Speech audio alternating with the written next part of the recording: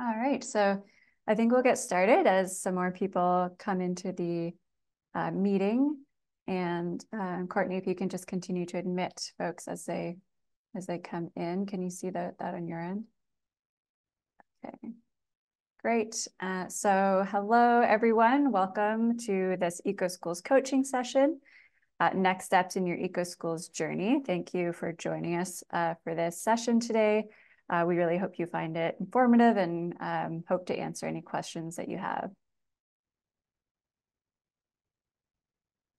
So before we get started, I'm going to take a moment to read our organizational land acknowledgement, and we encourage you to share where you're joining from in the chat.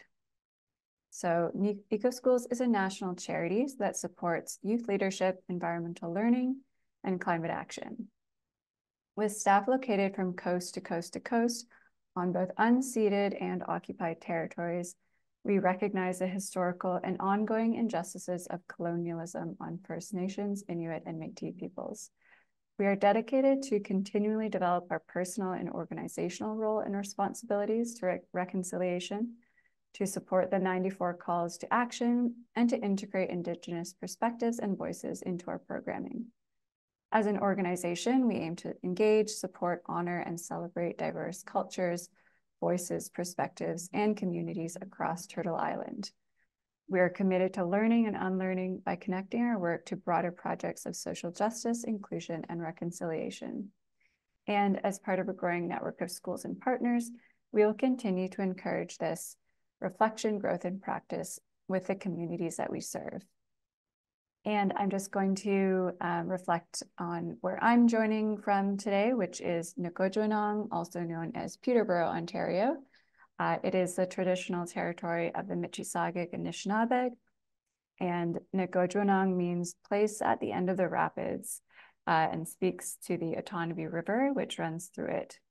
I'm continually grateful for the stewardship of the land that has been taking place by Indigenous peoples since time immemorial and continues to take place to this day. And on this sunny day in Nkojuanong, I commit to acting with respect and reciprocity towards the land and the communities around me.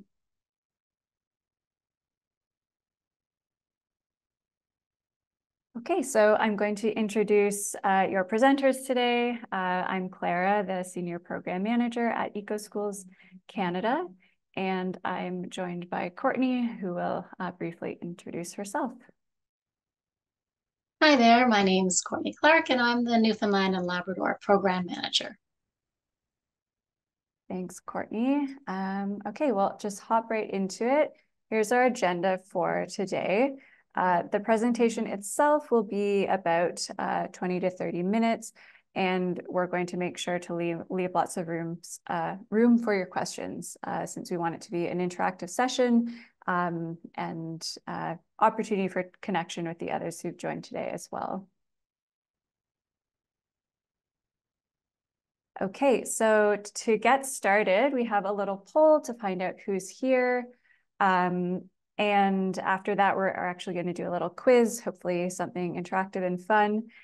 So with that, Courtney, if I can just ask you to launch these first couple questions.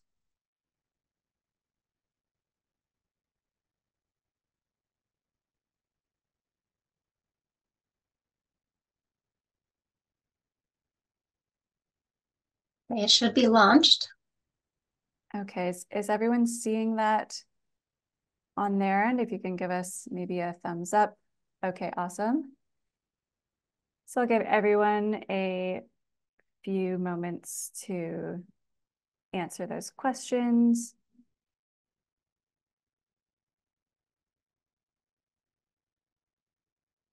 And I'm not seeing it on my end, Courtney, but if you want to just share some of the responses we've received after they come in.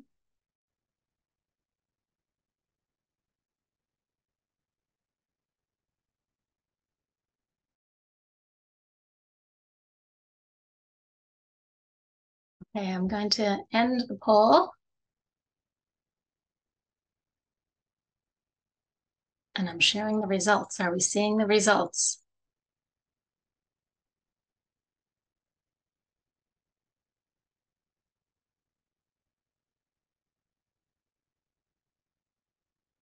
Okay, so it looks like there's a couple of first years, and there's some people here learning more about the program.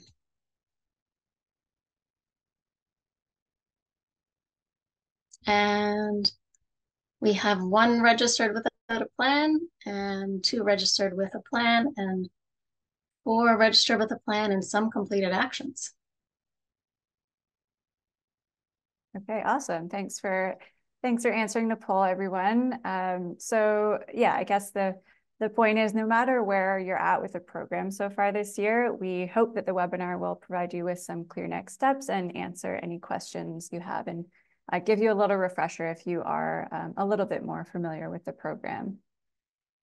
All right, so with that, before we get into some like talking to you a bit more, and of course, we'll have questions at the end, we do have a little quiz.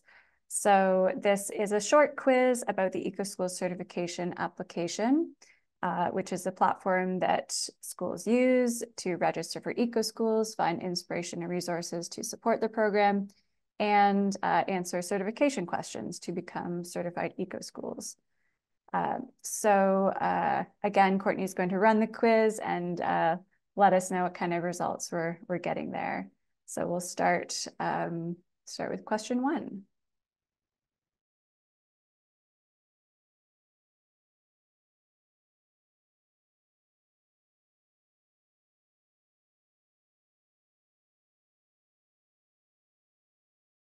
And we'll just give folks a moment to answer each of these.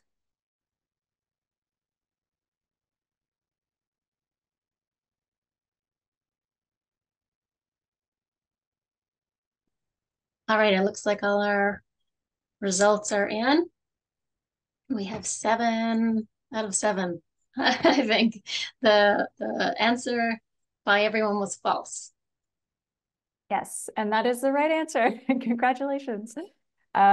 So yes, this is not true. So school staff members, students, and volunteers can all access their school plan through the ECA. Both staff and student users have the ability to contribute to the creation of your school's plan and actively participate in completing various actions. Just a note that the student and volunteer accounts have a few limitations just for data privacy reasons. So student accounts can't upload documentation or submit the final application, but they can definitely get involved and support filling it out. For more guidance on this, you can see our FAQ section of our website, and we'll provide a link to this in the chat. Okay, so before I won't reveal our next answer, but I'll let you go ahead, Courtney, and launch our next question.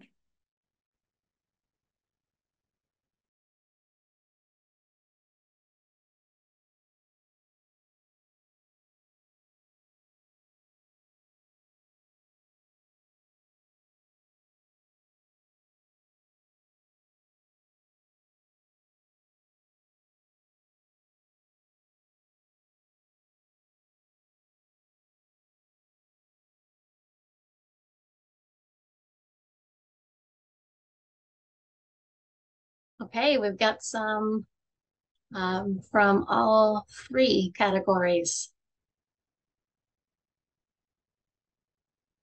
Okay, yeah, this one is a little tricky. Why would you know that? But just so you know, the action library includes a lot of actions that you can choose from that suit your school, 53 in total, covering more than 10 themes.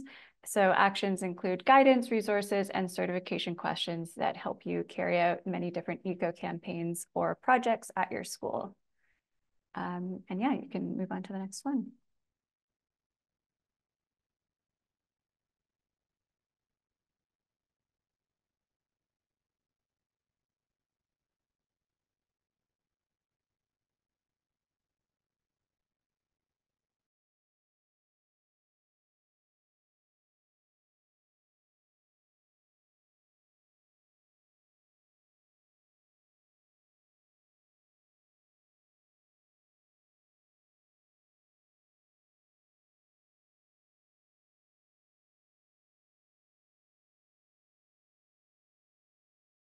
How are our results looking, Courtney? Okay, we've got, let me share it with everyone. We've got mostly recycled personal electronic waste, but a couple from the other category as well. Okay, great. So yeah, the question is, where would you claim recycling computers and cell phones? So items such as personal computers, mobile phones, and chargers, when collected as e-waste, contain valuable materials that can be recycled for the production of other electronic devices. So if your school has implemented this initiative, you can claim it under the Recycle Personal Electronic Waste action. And just a reminder for that action, it's always a great idea to check with your school board or district to make sure you're following all procedures and protocol for that type of recycling. Okay, so I think we have a few more. If we can move on to the next.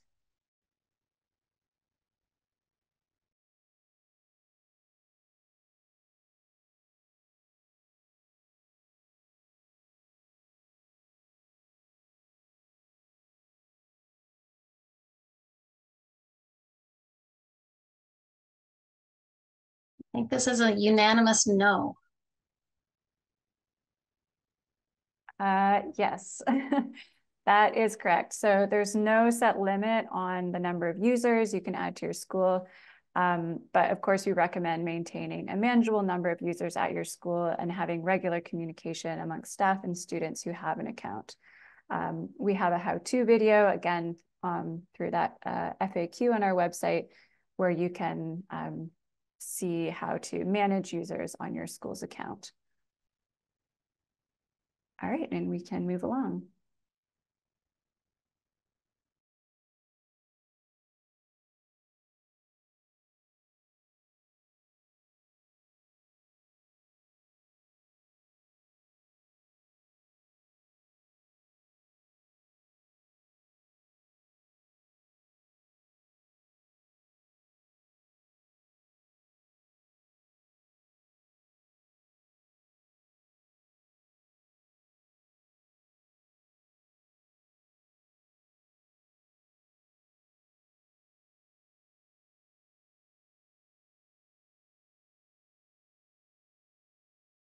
Okay, I think we have most people saying 3. Awesome. Yeah, we're asking how many create your own action cards are available in the ECA. That's correct. There's 3. So these are a great opportunity to claim initiatives that for actions that you don't find already existing in the ECA. And our next question, please.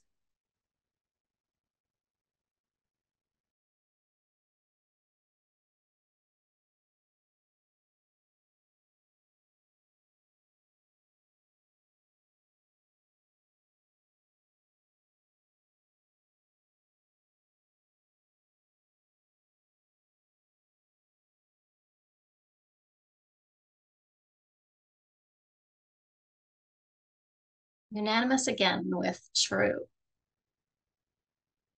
Awesome. So that's right. Any school that creates a plan on the EcoSchool certification application but doesn't reach a certified level, such as bronze, silver, gold, or platinum, will be recognized as a participant school. And this, of course, celebrates a school's effort in taking part in environmental learning and action and getting engaged with the EcoSchools network. Okay, I think we have maybe 1 or 2 more questions.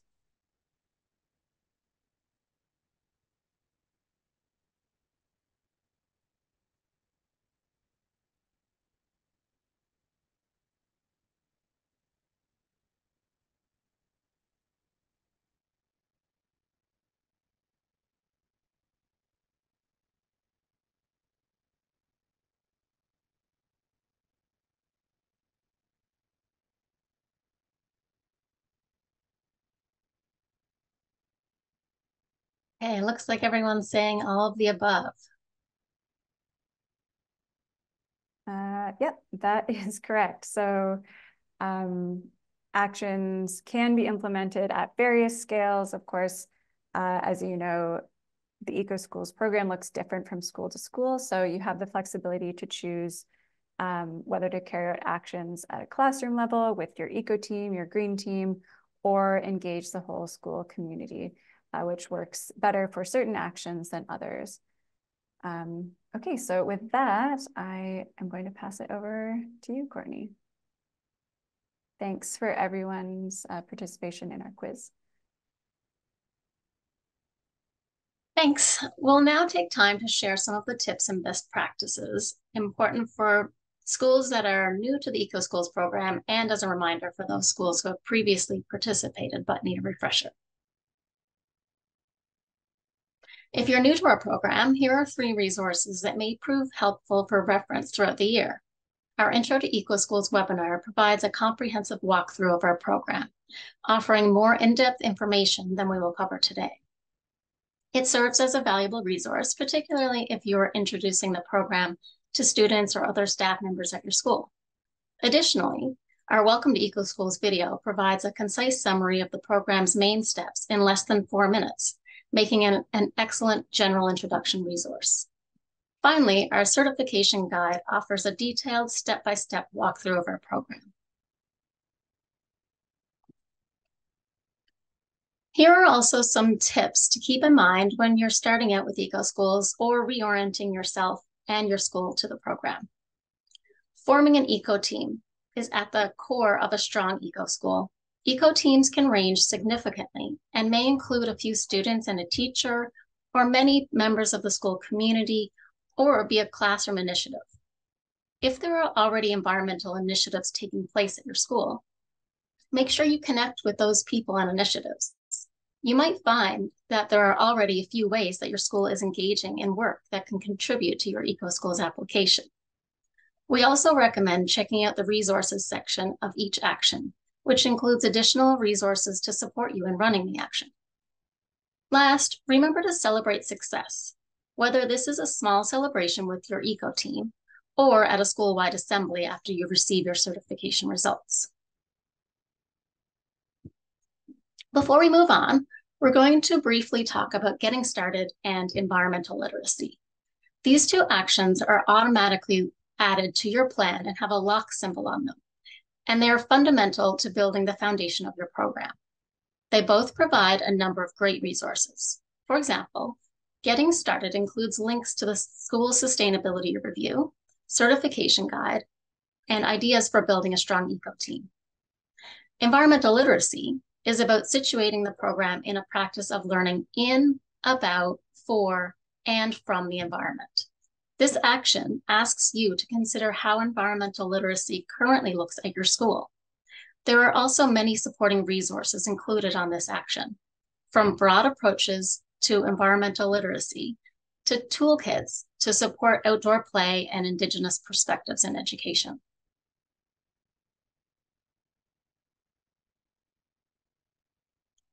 It's on to you, Clara. Yeah, great. Thanks, Courtney.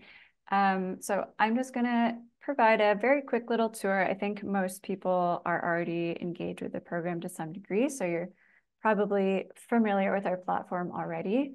But I'll just point out a few things, and you can keep, if anyone has any questions, you can raise your hand while I'm going through the demo as well, if there's anything you need clarification on. Okay, so I'm going to switch over my screen here. Hopefully everyone can see that there. All right, so here's the dashboard, which you may be familiar with already, where you can see your plan progress and your current level, which is based on the number of points you've accumulated by answering certification questions. So you'll see this, this plan is actually eligible for Platinum because that's based on the number of actions that have been added to the plan. And this school would have completed the Platinum eligibility questionnaire, which is a requirement for Platinum, with actually an upcoming deadline, I believe, of February 23rd. So I'll just scroll down quickly to show you another piece of our dashboard, which is a great place to look for upcoming reminders, contests, and webinars, such as this one today. And then I'll take you over to the library, which is where you search for actions and you can add them to your plan. So if you are, for instance, looking for a gardening action, you can search for it here. So grow a food garden, I'm just going to add that to our plan. So then if I go back to your school plan, this is a school plan that's already in progress, as I've noted. So there's a lot of actions already added. And then I'll scroll down to find the one I've just added, which is grow a food garden. Click into that action just to show you quickly how easy it is to fill out the certification questions.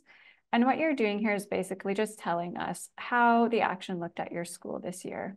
Since it is an annual program, you can, of course, claim activities that you do year over year, but there should be some active involvement and student engagement in those actions. So if it was this food garden action, that would mean some active maintenance of the garden, planning for the garden, and activities such as that.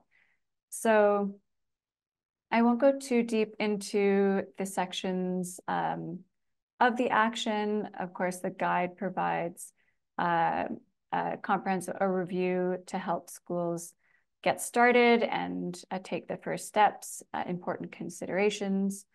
Our resources provide worksheets or links to organizational resources from experts in the fields.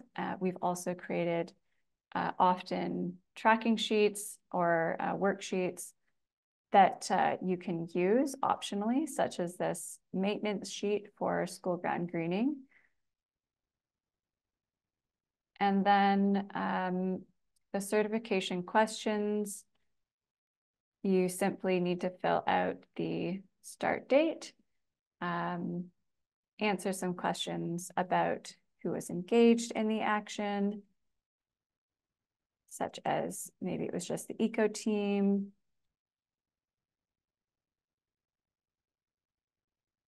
We have questions about student leadership, what communication strategies you may have used to tell your school community or the broader community about this initiative, whether you collaborated with the broader community, and how that was done.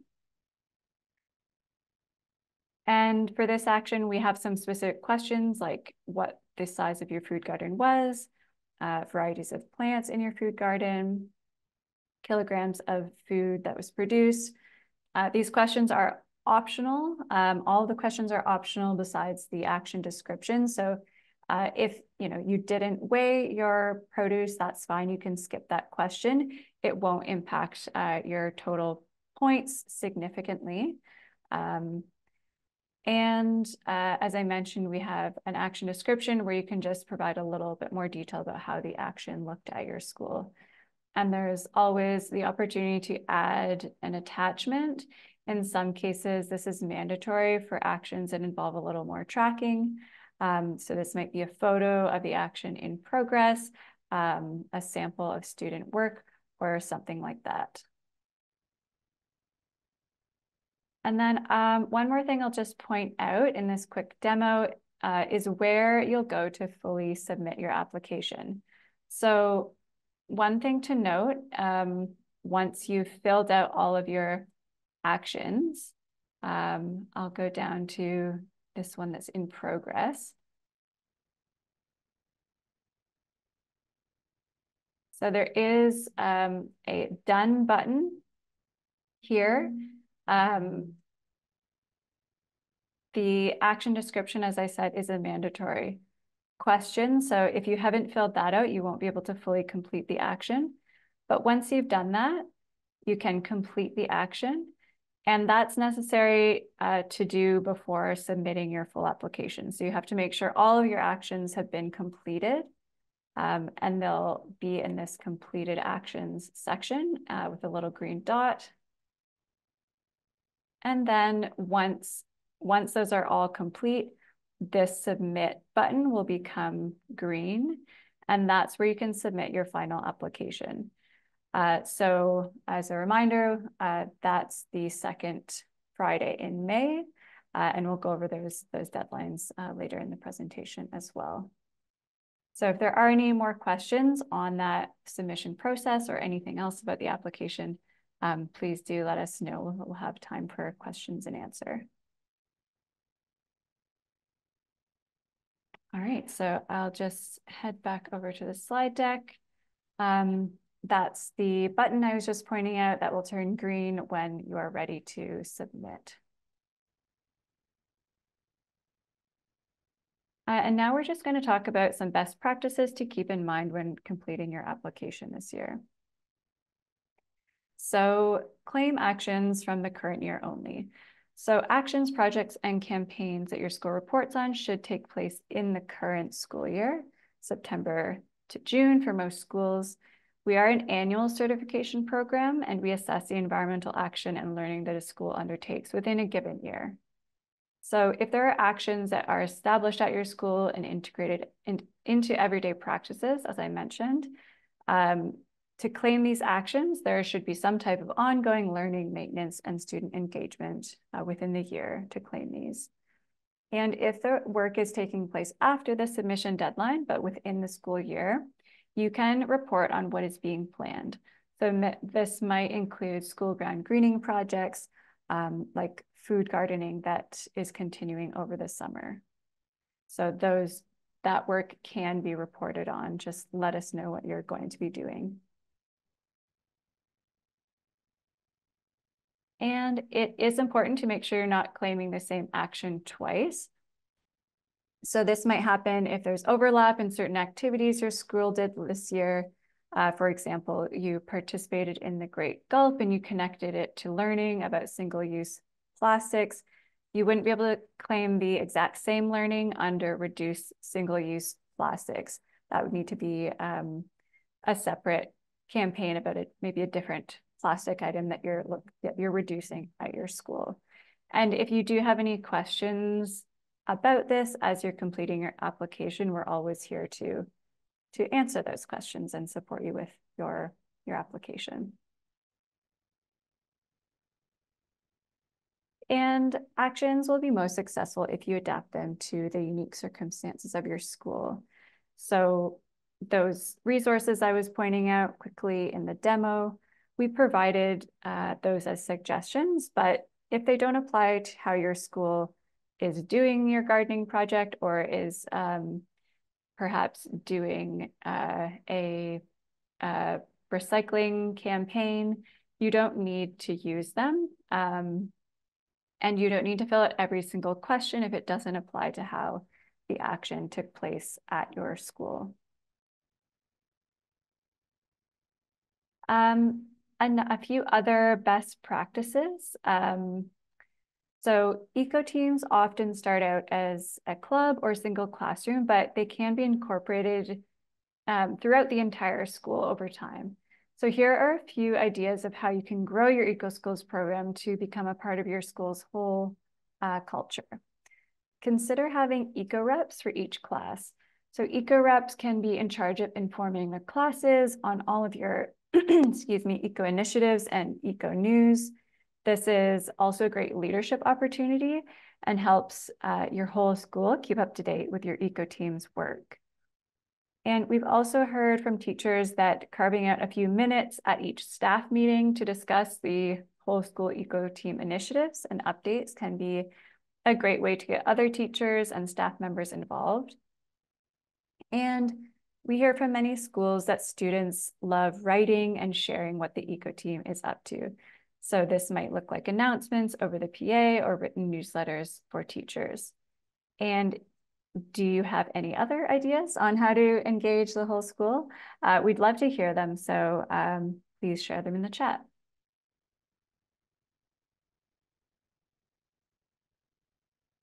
And another we have here is about sharing the work. So one piece of feedback that we hear from teachers is that the program can feel overwhelming for one staff member to take on independently. So while having one staff member and one class or eco club doing actions is a great way to start, as the program builds in your school, you might be looking for ways to share the work.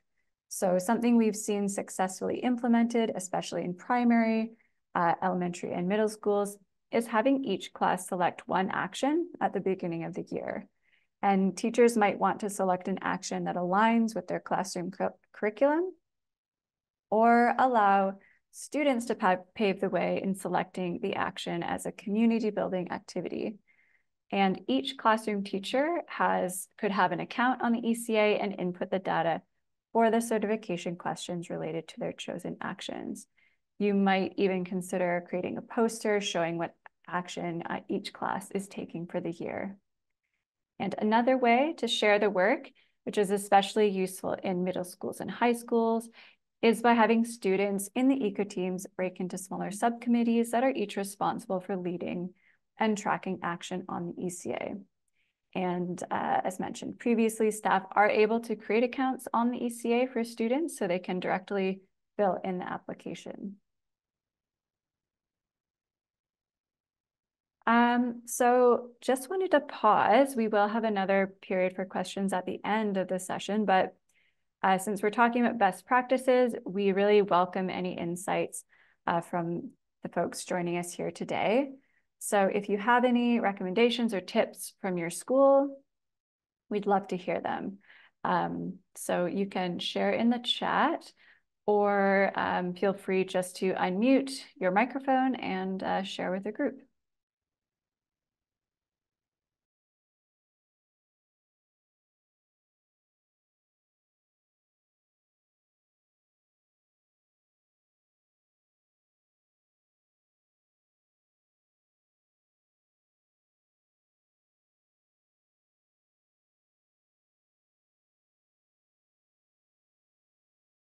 So we have something Sabrina is sharing in the chat to kind of plug away at your initiatives throughout the school year.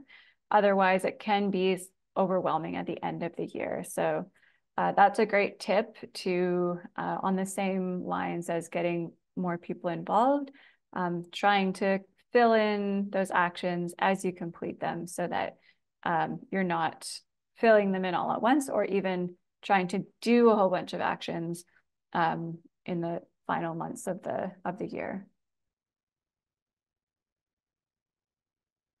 I'm also seeing some other, oh, maybe this is another piece of feedback about this question.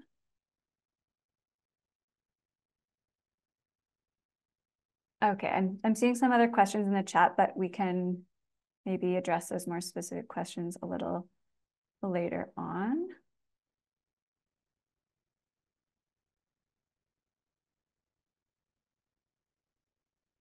And yeah, thank you again, Sabrina, for sharing those PD opportunities.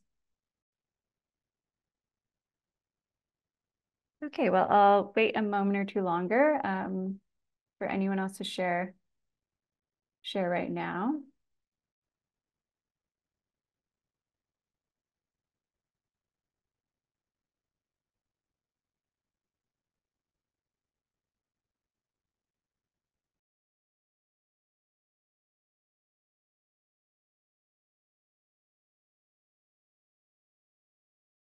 Oh, we have another piece of feedback here. So Elspeth has said that at their school, we have a dedicated meeting time once a week with enthusiastic students who will do lots of the work and campaigns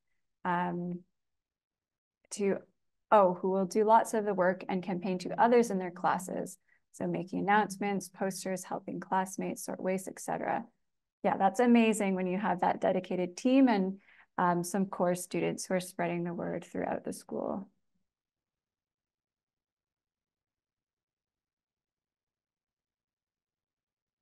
We have a really interesting note from Perline. So at a school they were at, there were challenges within the school and community. such as identifying trees or birds. But something like a scavenger hunt with prizes can be a great incentive for getting that learning more integrated within the community. So that's awesome. And yeah, thank you, Jennifer, for sharing that about the EcoSchools website. We do have a ton of resources there for getting schools oriented. So we can always support you by pointing you in the right direction. Okay, well, thanks for some sharing there. Just being conscious of time, I realize we're going over that 30 minutes that I mentioned, but with that, I'll just pass it back over to Courtney. Thanks. We will now take a few minutes to highlight some EcoSchools initiatives that you may want to include in your plan for the upcoming year. We'll finish by reminding you where you can find additional support resources and opportunities for your school. One great idea is to mark international and national environmental days of action using guidance and resources from the EcoSchools program. This is a great way to celebrate these days, educate students on various environmental topics, and gain points for your certification journey. This month, we celebrated national events such as National Sweater Day and Winter Walk Day. It's not late for your school to run these events on different dates that suit your school. Look for the WWF National Sweater Day and Active and Sustainable School Travel Actions in the ECA to make this happen. Looking ahead next month, consider celebrating World Water Day and Earth Hour. You can showcase your commitment by taking the Great Gulp and WWF Earth Hour actions. Encourage students to express their creativity by crafting goose paper bins to celebrate National Goose Paper Day in April. And come together to celebrate Earth Day, week, or month, and claiming it through the Earth Day actions on the ECA. Here are some examples from schools that decided to run the Great Gulp action, participated in the Winter Walk as a part of the Active and Sustainable School Travel Action, organized community cleanups, and engaged in the Goose Paper action.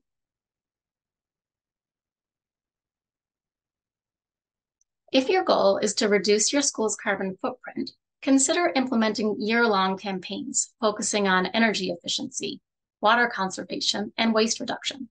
For instance, you can analyze your school's energy consumption through the School Energy Footprint Action, or practice reducing phantom power by monitoring and unplugging appliances. Conducting a waste audit offers insight into the quantity of waste generated, and you can promote waste-free lunches using the waste-free lunch action. Explore your school's water usage and adopt water-saving strategies by engaging in the school water footprint and water audit actions.